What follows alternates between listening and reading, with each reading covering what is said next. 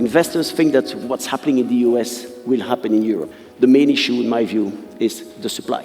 First of all, I would say that a lot of the space in the US is not in line anymore with the demand. Today, over 50% of the stock in the US is over 50 years old. So you can imagine, when we start talking about sustainability, about net zero transition, the capex which are required to make those buildings green. When you see valuation in the office sector in the US over the last 2 years, minus 40%, minus 20% on average in Europe. A lot of people working from home and never returned.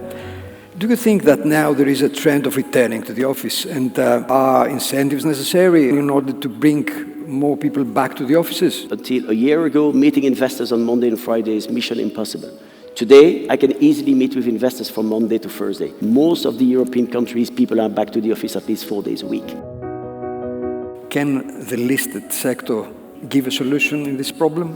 The listed companies can definitely help.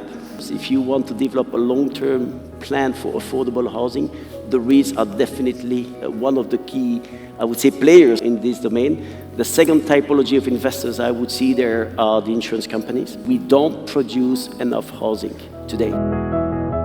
We're having endless discussion about, you see, a European regime for REITs. It's probably, if I think about an EU REIT regime, it's probably a 20 to 25 years project. We already submitted to the Commission, I would say, what we call the ideal REIT regime for Europe. The big discussion which always comes to the table is about tax. On average, out of 100 euro of rental income, a REIT distributes 1/3 of this rental income as taxes.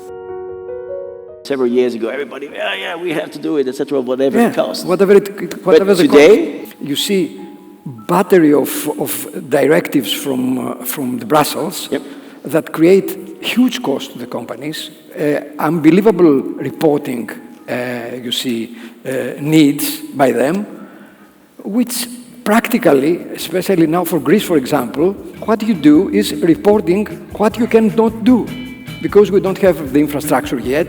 If you want to go to zero emissions, even if you want to make the investments, we cannot do that.